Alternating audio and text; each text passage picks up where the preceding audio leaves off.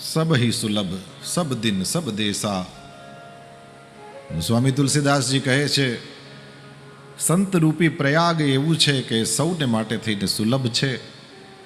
સબ દિન ગમે ત્યારે જાઓ એ સુલભ છે. સબ દેશા ગંગા યમુના અને સરસ્વતીનો જ્યાં સંગમ છે તે પ્રયાગરાજમાં જાઓ તો એ પ્રયાગરાજ પણ બધાને માટે સુલભ છે, હંમેશા સુલભ છે અને પ્રત્યેક જગ્યાએ સુલભ છે. તો પણ કહેવું પડે કે કેમ કે તીર્થ છે એટલે એક જગ્યાએ સ્થિર છે. મને કહો જો, આમાં પહેલી વાર ભાગવત સપ્તાહ સાંભળવા બેઠા હોય એવા લોકો પણ હશે? 25-50 કથાઓ સાંભળી હોય એવા પણ કોઈ બેઠા હશે? 101 કથાઓ સાંભળી હોય એવા પણ બેઠા હશે. સૌને સુલભ છે. કેમ કહેવાય એવું? તો કે એટલા માટે કહેવાય કે જે પહેલી વખત સાંભળવા બેઠો છે કે જેણે 100 કથાઓ સાંભળી છે, બંનેને એક સરખી આપશે. કોઈ એક અક્ષરનો ફેરફાર નહીં. કોઈને એમ ના કે તું જુનિયર છે, તને તું કૃષ્ણ જન્મને દિવસે આવશે, બસ તમે નાચો ગાવા આનંદ કરો, તમને આમાં શું ખબર પડે? નો. અને જે લોકો એમ સમજતા હોય કે આપણે 25-50 સાંભળી, એને પૂછો મનથી કેટલી વાર બેઠો હતો?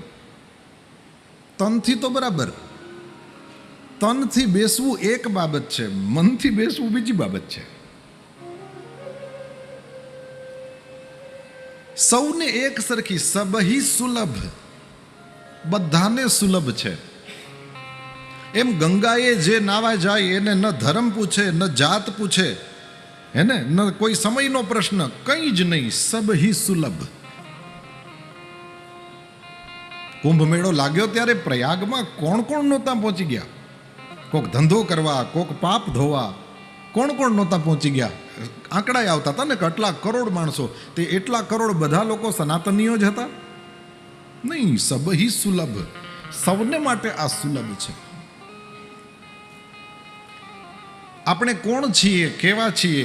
મનુષ્ય કદાચ કોઈ વસ્તુ, ઘણી વખત તમે જોયું હશે, એક સિમ્પલ નાની મોટી વસ્તુ કંઈકનું દાન કરવું હોય તો માણસ કેટલી બધી સામેવાળાની યોગ્યતા જોવે. તમે આપતા હો ને તમને ખબર ન પડતી હોય, બીજા લોકો કહેવાય કે ન દેવાય, એ પાછા વેચી આવે. તો શું દેતા હતા? કીધું બિસ્કિટનું એક પેકેટ જ દેતા હતા. એટલે તું 5 રૂપિયાનું બિસ્કિટનું પેકેટ દેવા માટે પણ સામેવાળાની લાયકાત જોવે છે. જ્યારે ઈશ્વરની કૃપા જુઓ, આ સત્સંગ એવી વસ્તુ છે, સબહી સુલભ. તમે કદી એ કથામાં ગયા છો કે નહીં? તમને આમાં ભાગવતમાં શું આવે ખબર છે કે નહીં? 7 દિવસ સુધી નિયમ લઈને બેસવાના છો કે નહીં? સ્ત્રી છો કે પુરુષ છો કે નપુંસક છો, ભણેલા છો કે અભણ છો, પૈસા ખિસ્સામાં કેટલાક છે કેટલા નથી? નો. ગોસ્વામી તુલસીદાસજી કહે છે, આ એવી ગંગા છે જે સૌને સુલભ છે. બોલાય છે ખરું કે દુર્લભ છે, પરંતુ જ્યારે અહીંયા આવીને બેસી જાવ તો એવું લાગે કે આના જેવું તો સુલભ કંઈ નથી. અને સુલભ હોય એ તો સારી વાત છે, પણ સૌને સુલભ છે, આ બહુ મોટી વાત છે મારા મતે. સૌને સુલભ છે.